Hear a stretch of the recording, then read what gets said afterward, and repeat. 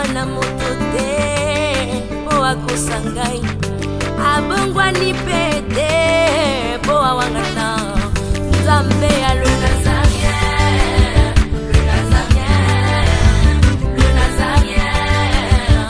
David Nzamba ayebana kitoko koma mokondima atako bapakolaki mafuta na mosakolima lelo yayo bolingo ebateli le Nazarien lipamboli oyo emonanaka te mpeni mama kantelobi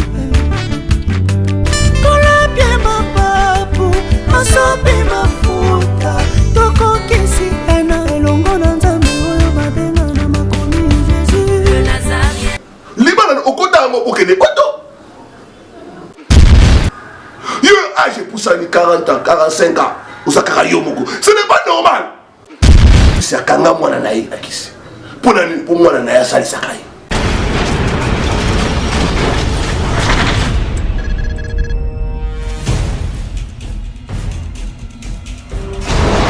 Pour vos annonces, vos prédications, vos clips, vos vidéos et autres, il y a qu'une seule adresse. N'hésitez pas à taper www.lesnazarins.com. En ces jours, nous sommes en pleine promotion. Extra matraquage. Olingi promotion ya produit na yo eba na monde entier. Olingi actualité, Olingi visibilité. Contactez les Nazarins. 100% chrétien, toujours vos amis.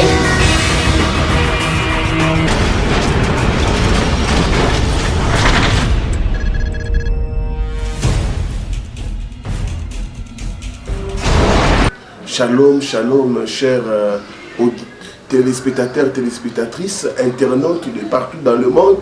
C'est votre serviteur, le révérend Paul Richard Pandi.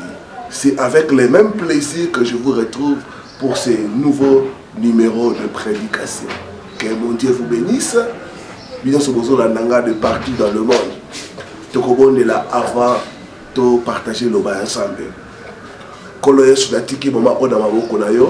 Il est écrit, vous connaîtrez la vérité et la vérité vous affranchira. Tika parole kobana émission oyo et libérer peuple nayo et éclairer peuple nayo et puis sa peuple nayo victoire de kola disana ya satana. Pambola moko na moko.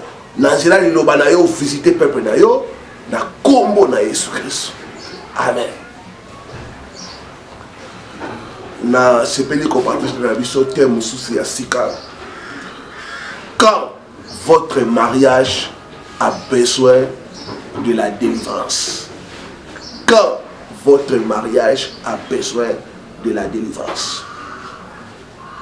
Tangu nini libala na yo ezana posa ya délivrance. Tokotanga Genèse chapitre 2, le verset 18, et puis je lirai le verset 24.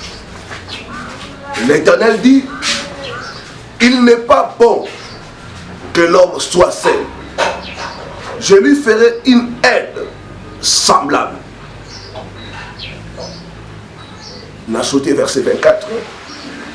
C'est pourquoi l'homme quittera son père et sa mère, s'attachera à sa femme, et ils deviendront une seule chair. Message oyo est important pour naba oyo basa la kati ya libala. Message oyo pe est important pour naba oyo baso linga ba kota na kati ya libala. Tout le monde a au commencement, Dieu a tout créé. Dieu a regardé dans chapitre 1 tout ce qu'il avait créé. Et la Bible dit que tout ce qu'il avait créé était bon. Mais dans chapitre 2, dans verset 18, il n'est pas bon. Donc, que l'homme soit sain. Mais Genèse 1 jusqu'à Genèse 2, verset 18, tout ce que Dieu avait créé était très bon. Il arrive maintenant à un point, il n'est pas bon que l'homme soit sain. Je lui ferai une aide semblable. Nanga, célibat et malade. Ce n'est pas une bonne chose. Ce n'est pas dans le plan de Dieu. Le diable combat toujours quelque chose qui est bon.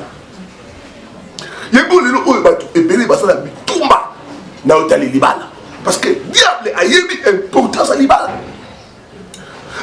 Il n'est pas bon que l'homme soit seul ou la femme soit seule.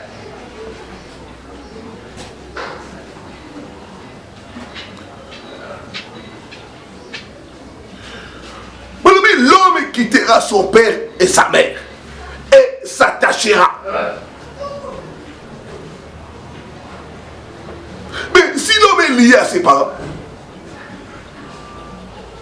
il y a la nécessité de la délivrance. Ou si l'homme, au lieu de s'attacher à sa femme, s'attache à plusieurs femmes, il y a la nécessité de la délivrance. Quand est-ce que votre mariage a besoin de la délivrance?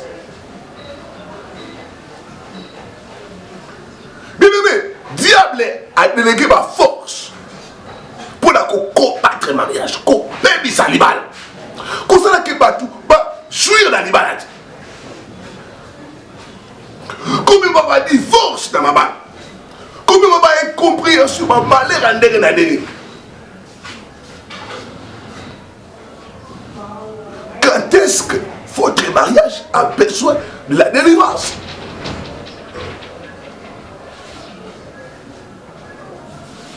Et le qui moi, Bamboula, n'a qu'à côté à l'église beaucoup. Nembi, n'a dialogue pastoral, maman beaucoup. Autant dit moi si la tibie, tout. Avec comme ça va passer un monde de la Ponanga. N'a pas triché les bandes à l'ibala. Tant qu'on a yoki bongo, frère et soeur, n'a eu qui nous la chair des poules. Quand elle a que moi sur Azala Nyoso, il faut Azala RS. Mais elle est en train de tricher dans les mariages. Il y a des forces que le diable a déléguées pour détruire les mariages, pour faire vivre aux gens l'enfer dans les mariages. Mais ta délivrance est possible au nom de Jésus-Christ. Mariage est gros à l'envoûter. Dès que vous soyez comme on a un pasteur, en tout cas, nous avons resté dans la vie dans la couple. Nous avons souffrir. Et tant que tu continues à profondeur, tout le monde qui va force. On combattre le mariage. Et comment il y a ça dans la catégorie. Ta délivrance est possible au nom de Jésus-Christ. Et là, nous avons péqué ça au bala. Nous avons dit au bala. Mais nous avons péqué ça au soit essai au l'animal. Comme toute bonne chose, le mariage peut être envoûté. Quels sont les signes qui montrent que l'ibala a besoin de délivrance? Il y a un partager. Donc, on a besoin de 7 signes. Que l'ibala a besoin de délivrance. Il a dit, vous connaîtrez la vérité. Et la vérité vous affranchira. Na shika délivrance en Komoko. Ba de ba solo ba to tinela bo ba liwana pour te contrôler la cahier, pour te contrôler la cahier. Ils ba mingi ba kota la mabala. Ba programmant ba bando qui pour ba faire souffrir bango. Ta délivrance est possible au nom de Jésus-Christ. Mais vous pouvez savoir signe pour étaler ça que l'ibala oyo et ça a besoin de délivrance. Premier signe, le mariage où la communication a été rompue, où il n'y a pas de communication. Ce qu'on constate, vous avez la carte à l'ibala, vous avez la carte. Beaucoup de comité dans la Bikanda. Beaucoup de bindemi, mais vous avez un komoko. L'ibala wana, ils en ont besoin de délivrance. mariés sont comme des étrangers. Il y a même certains hommes où ils ma copine n'a pas libala. Donc moi si à ce côté ça, ma copine n'a pas libala. J'ai dit vous avez besoin de la délivrance. Mariage ou communication est athée. Et ça mariage c'est la délivrance. Mais vous avez besoin de kanayo. Vous avez contact d'abisso.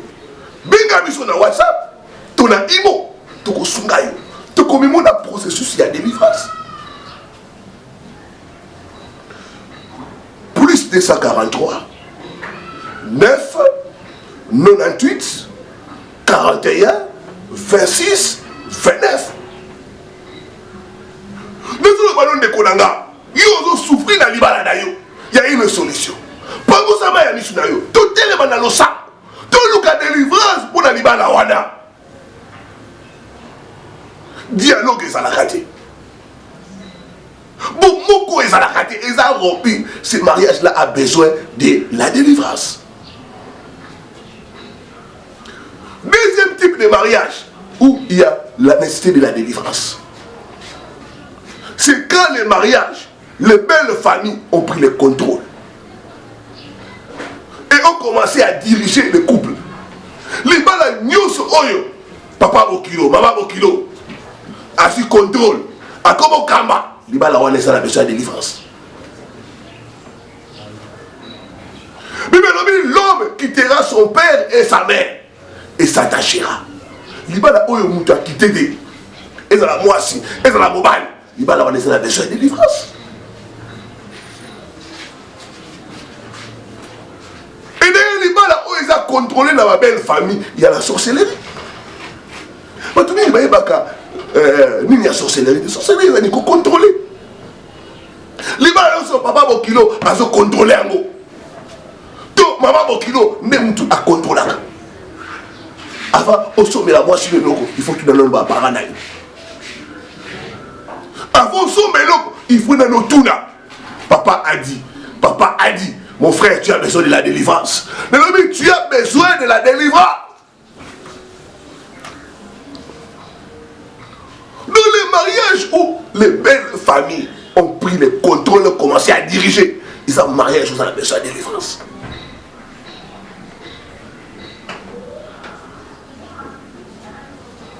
Oh non, maman n'a vu ça l'obaki, qu'il faut tout ça la caboye. Maman n'a vu ça l'obaki, il faut tout ça la caboye. Ce n'est pas normal. Ta délivrance est possible au nom de Jésus-Christ. Vous savez, dans les mariages, quand la belle famille s'y mixe, il y a déjà la sorcellerie. Et nous, ça va quand même. Et tant que vous avez la délivrance, vous avez maman bokilo, vous avez la sala kabongo. Pour nani ya lingi a soi bosia mwana nanga on a kota la koba obundisa e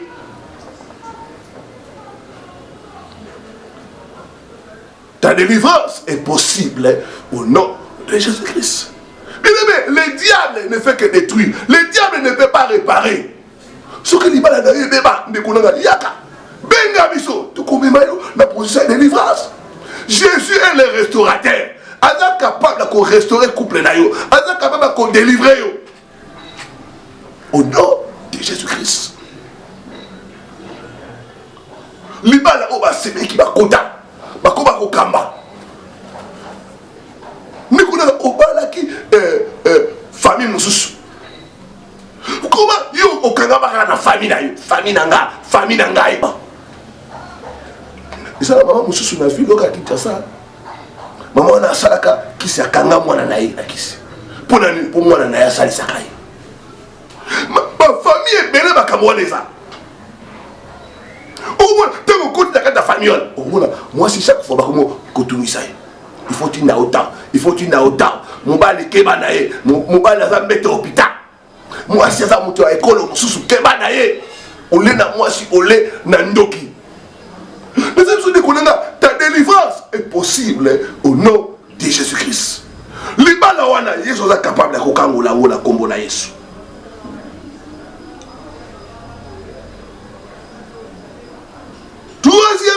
Troisième mariage. Quand est-ce que le mariage a besoin de la délivrance? Quand mariage par intérêt. Libala nyonso oyo esalami par intérêt. Ça libala ça la besoin de délivrance. Libala nyonso l'homme ou la femme est entré dans ce mariage à cause d'un quelconque intérêt. Et cause à la intérêt à voyage. Parce que les personnes de Konanga yo ça la poto. Libala okota ngo okene poto. Lelo yo makamu eyela yo mingai. Nene sayo pamusa ma misna yo. Toluka nzambe ya délivrance. Toluka nzambe wa restaurer ka ba couple. Nzambe azongisa ke sengo na libala. Vous savez, les noces de Cana, le vin était terminé. Le vin, c'est la joie. Bon, mariage est belé tout ce monde dans l'oyo. Et c'est nous a suscité. Mais tu vas comment on va dans pour la bana. Mais il y a Jésus qui peut restaurer. L'homme me dit, dans les noces de Cana, ils avaient invité Jésus. Oh, dans le second de Kolanga, ben ça est dans l'ibala na yo. Yo l'ibala yo c'est la délivrance. Tout est là-bas. Tout bien qui ça y est soyant. Moutou a son misakaso et Sengola Babala. Moutou a restauraka, c'est Jésus-Christ. Il peut le faire aussi pour toi. Mariage par intérêt. Et ça, mariage dans la besoin de délivrance. Mariage au côté qui pose au Kamikanda. Au Linga été. Au côté de la Libala, on a posé au Mikanda de Kunanga. Tu as besoin de la délivrance. Mariage, on a dit que à cause de Kitoko. Moi, c'est à cause de Kitoko. On a église dans le lobby. Épouser une femme à cause de sa beauté. Ou un homme à cause de sa beauté. C'est comme si tu prends une maison seulement à cause de la peinture extérieure. Peinture à Libanda. Mariage par intérêt. On a dit que bon. Et ça, mariage, et ça, on a besoin de délivrance. Mais quand on a tout na yo solanda, les balles no kotango pour l'intérêt. Oh, tu vas d'accord souffrir, bon, avec qui Moubali, oyo, à quoi qu'on l'ongo la besoin de passe. Les balles on a besoin de délivrance. Mais les balles on a besoin de délivrance. Plus 243, 9, 98, 41, 26, 29. Plus 243, 99, plus 243, 9, 98, 41, 26, 29. Benga biso na imo WhatsApp, to Viber. À ce numéro-là, tu ko sungayo. Tu ko bimo na processus de délivrance. Pour libala na yo, et ça la libérer au nom de Jésus-Christ. Mariage par intérêt. Tant intérêt si là, libala pesi. Il faut que nous ayons la pote au Kenda Kuna. On a d'abord l'intérêt. Nous sommes hôtel que moi, c'est ça dans Nandako. Asana, bafuta que chaque fin du mois. Mon gars social, Asana Bana, on dit bon, on a mis Koti Sawana. Mais au fond, tu as besoin de la délivrance. Mais tu as besoin de la délivrance. Quatrième mariage. Où est-ce qu'on a besoin de délivrance?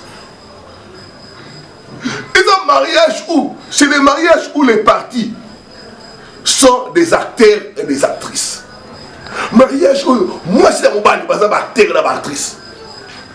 C'est-à-dire, ça assemble que ma caméra est bien. Mais au fond, ma caméra est bien. C'est quand ça. Mais au fond, ma caméra est bien. Donc, au moins, l'acteur dans la comédie, à Robi Pakola, mais ils ont vrai idée. Ah, n'engadien ya ça, quand on a Pakoli, à l'atiba basque boy, amitié boy. Mais ce côté l'ingradien, na souka, il y a bien encore comme on a un seul mbalmo qui toko propre. Et ça ne m'a pas là, ils ont moi, ça va être ça la comédie. La seule maman sur la nanga. Bukabwana, il y a séparation des corps. Ou il y a la mbetu, ou il y a la se. Ou il y a la chambre à Bada, ou il y a la chambre à Moussou. Ce n'est pas normal. Il faut tout la délagouna le sambo. Vous avez l'assemblée, vous avez l'église. Mais vous avez que l'Iba les a suscités. avez besoin de la délivrance. Vous avez besoin de la délivrance.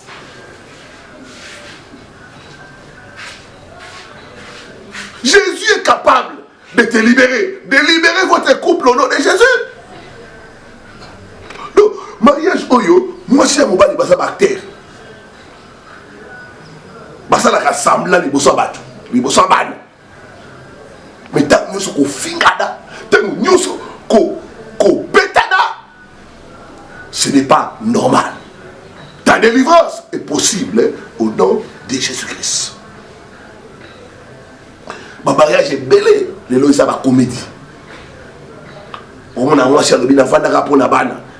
Bon on a vanda âge pour ça na. Bon les lois sont la famille va critiquer nga ba tu ba yeba biso déjà. Donc ça c'est la comédie. Il y a quelqu'un qui peut restaurer ce couple là, c'est Jésus. Mais même il y a quelqu'un qui peut restaurer cela, c'est Jésus-Christ. Mais pour nous avons quoi la force à prier. Nous avons restaurer ma couple. Nous avons dit que c'est bon à ma balle.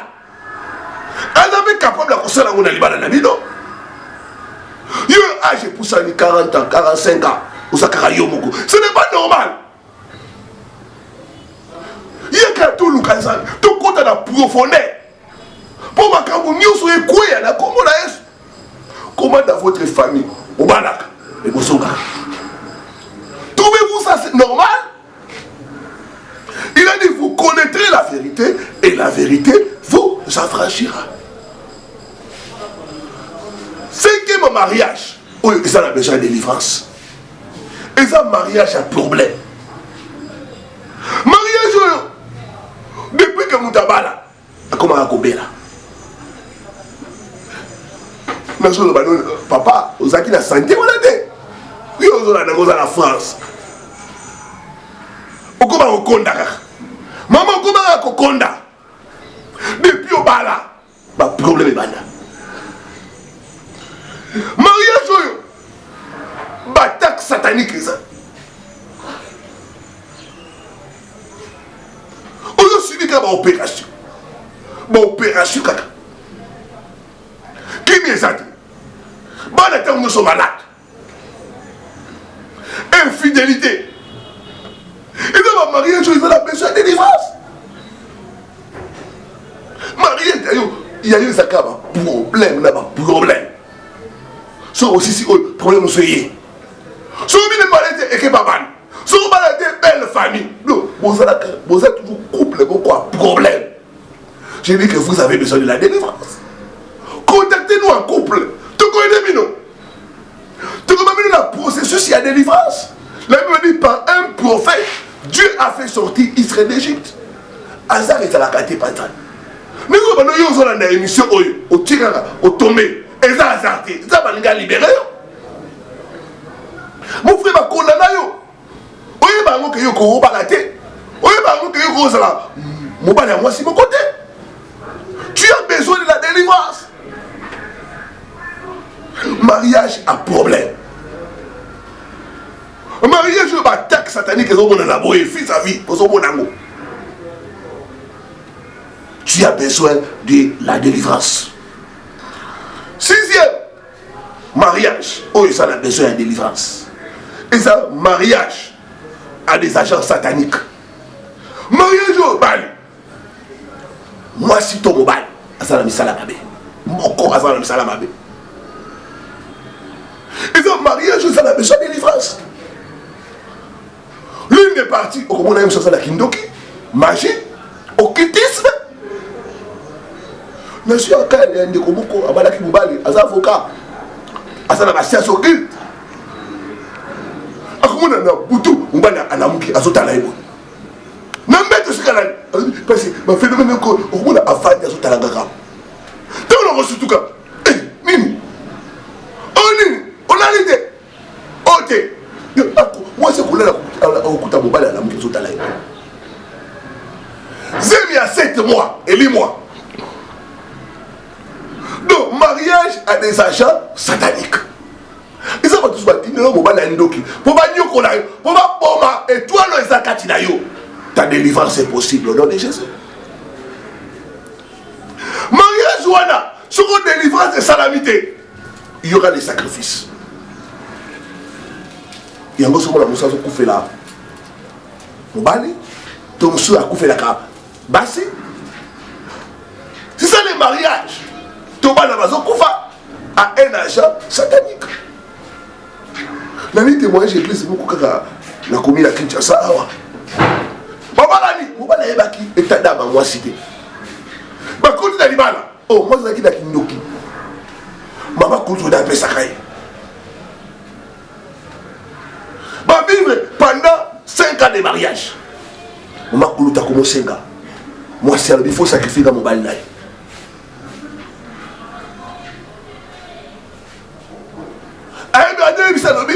Récompense au Kopé Sanga pour la tagission, la collusion, et ça au sacrifier mon balnaï. Et heureusement, frère Wana, à un moment donné, abandon on a un bloc bizarre, un blocage. Depuis Abala, nous avons commencé à grâce. Mais on a abandon que de prier. Abandon que de prier. Abandon forcément c'est pas que moi c'est sur là.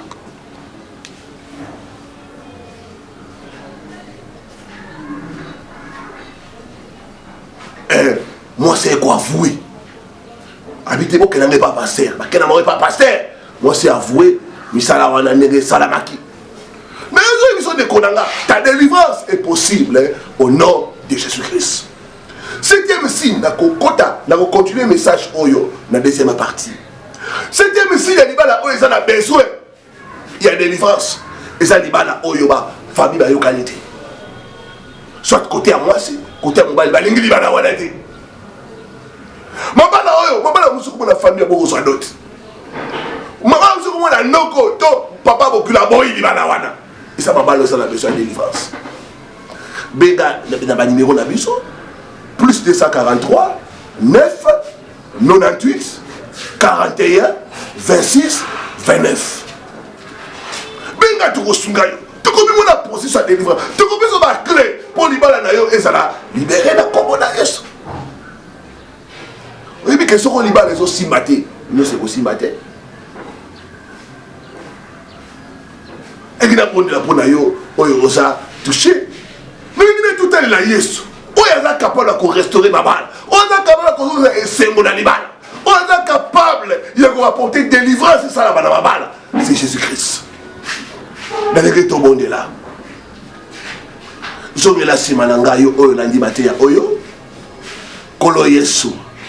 Naye liboso na yo naye ko invité na vie na ngai na suis décision ya koyamba yo lokola mokonzi pe mobikisi na ngai Yesu bikisa ngai Yesu kangola ngai Yesu na bengi so pe na libala na ngai eza la besoin de délivrance tika nguya na ya délivrance ekita ba chenyo so bakanga ngai pona sepela na libala te ekatana na kombo na Yesu yo démon ozobundisa ngai na domaine na libala Marie femme de nuit libérez ngai na kombo na Yesu.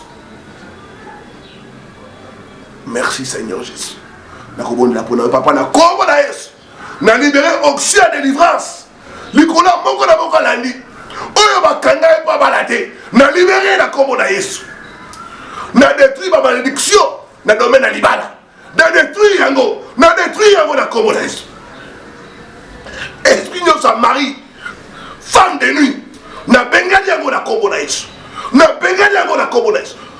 femme de nuit mari de nuit sors libère mon frère libère ma sœur au nom de Jésus. Na bengi na prophétiser restauration dans ma bala ekufa mabala oyo esanga esengo na prophétiser vie ekota restauration ekota na kombo na Yesu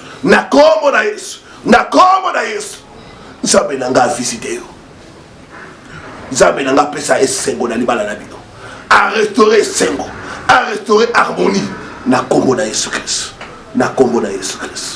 merci Seigneur Jésus. Amen. benga na ba numéro na biso pour sa témoignage, benga na ba numéro na biso pour assister yo kino na délivrance na yo. Plus 243 9 98 41 26 29.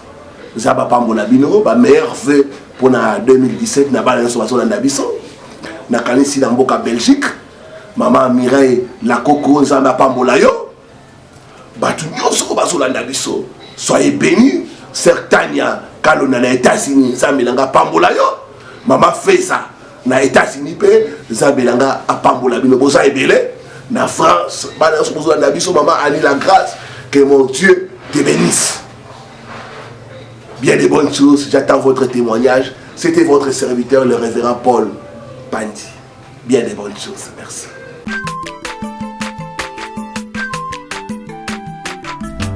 Aza mwana moto te po akosa ngai, abongwani pe te po awangata.